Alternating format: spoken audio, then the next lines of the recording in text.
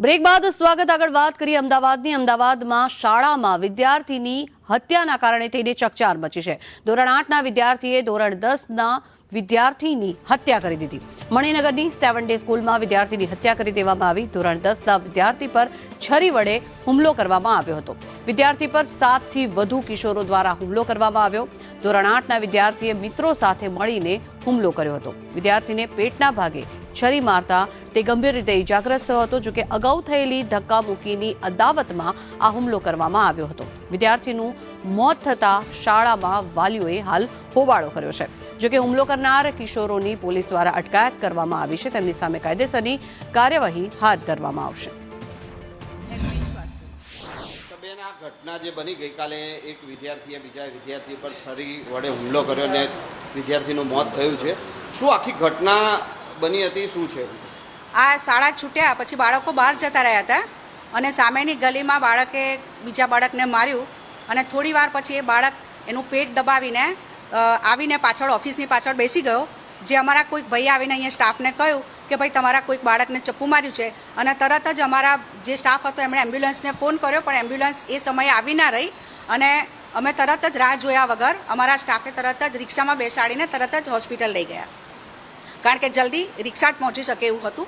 બાકી અમે કારની રાહ જોવા કે એમ્બ્યુલન્સની રાહ જોવા જઈએ તો ટ્રાફિકને લીધે એમને આવતા મોડું થાય એવું હતું અને અમે બાળકની તરત જ હોસ્પિટલ લઈ જવા માંગતા હતા, એટલે તરત જ અમારા સ્ટાફે હોસ્પિટલ લઈ ગયા અને જ્યાં સુધી તેઓ રાત્રે 9 વાગ્યા સુધી અમારો આખો સ્ટાફ, આચાર્ય સહિત બધા આખો સ્ટાફ ત્યાં જ રહ્યા હતા।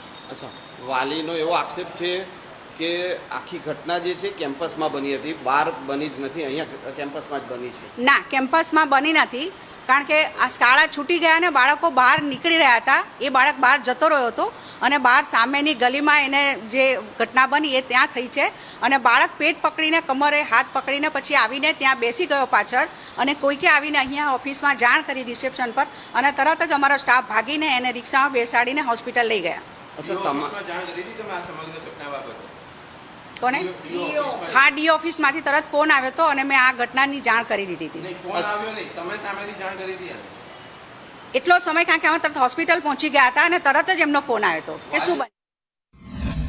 અમદાવાદની 7th ડે સ્કૂલમાં વિદ્યાર્થીનું મૃત્યુ થઈ ચૂક્યું છે। 8મા ધોરણમાં ભણતો વિદ્યાર્થી જેને 10મા ધોરણમાં ભણતા નજીવી બાબતમાં છરી મારી દીધી। સવાલ એ થઈ રહ્યા છે કે છરી લઈને જો વિદ્યાર્થી સ્કૂલમાં આવ્યો હતો તો ટીચર્સને કે સ્કૂલના સત્તાધીશોને ખબર ન હતી। તેને લઈને આજે વહેલી સવારથી વાલીઓ છે તે અહીંયા પહોંચ્યા હતા અને વાલીઓએ હોબાળો પણ કર્યો હતો। મહત્વનું છે કે વિદ્યાર્થીઓની સુરક્ષાને લઈને પણ સવાલ ઊભા થઈ રહ્યા છે। અહીંયા સાથે જ કેટલાક વાલીઓ છે, એમની સાથે વાત કરીએ। બેન, કાલે જે બનાવ બન્યો હતો, હવે તમને भी કેટલો ડર લાગે છે? તમારા हमारे बच्चे गया तो मुझे भी डर लग गई ना कि अंदर मेरे बच्चे सेपरेट नहीं है तो मैं क्या समझूं। मेरे टीचर है, सब है, बच्चे वहाँ पर एक्सीडेंट हो रही है, बच्चे को मार रहा है। टीचर कहाँ गई थी वहाँ से? सारा सेक्रेटरी लोग कहाँ गया था? उसको नहीं देखना चाहिए कि बच्चों को क्या हो रहा है? अरे मैं कितने बार बच्चे लेने आती हूँ ना, बच्चे झगड़े भी करते हैं ना, तो सेक्रेटरी लोग कुछ नहीं करता है, झगड़ा करने दे देता है।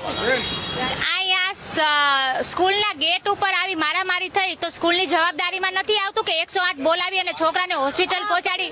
કેમ ના, એવું સાંભળવા મળ્યું છે કે એમને ન બોલાવ્યું, એમને અંદરથી કોઈ રિસ્પોન્સ નથી આપ્યો। કેમ? તમારી સ્કૂલનું છોકરું છે તો તમે આવું મારામારી થઈ છે તો તમે 108 કેમ ન બોલાવી? કેમ તમે બહાર આવીને કોઈએ ચેક ના કર્યું? टीचर ही बोल रही है कि इग्नोर करो, तो किससे बात करने का? यहाँ सिक्योरिटी वाले खड़े होते हैं, 5-5 सिक्योरिटी वाले खड़े होते हैं, आए दिन यहाँ पे एक्सीडेंट होता है। मैंने जाके बोला उनको कि भैया आप 5 खड़े हो, एक आ जाओ यहाँ पर, इसको भीड़ को मतलब कंट्रोल करो। स्कूल के बच्चे हैं, पैदल भी जा रहे हैं, साइकिल से भी जा रहे हैं। सिक्योरिटी वालों का जवाब क्या था? आप प्रिंसिपल के पास जाओ। तो आप क्यों खड़े हो? જવાબ દો અમકો। જ્યારે કોઈ બાબતની આપ રજૂઆત કરવા જાઓ છો સ્કૂલમાં, નજીવી બાબતની હોય તો શું જવાબ મળે છે તમને? જોઈશું, પણ કશું એનું રિપ્લાય નહીં આવતું।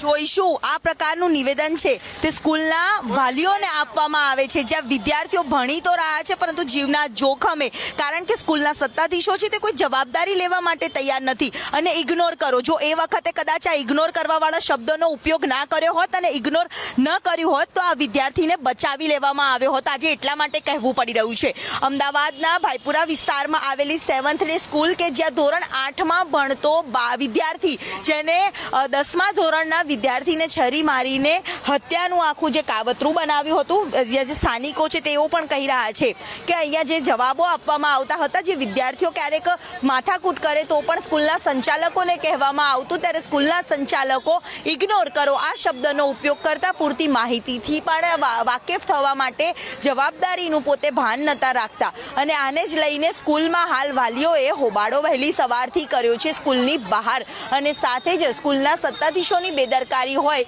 તેવો આક્ષેપો છે તે વાલીઓ કરી રહ્યા છે. કેમેરામેન મનીષ વાણિયા સાથે દિવ્યા ચૌહાણ, સંદેશ ન્યૂઝ, અમદાવાદ.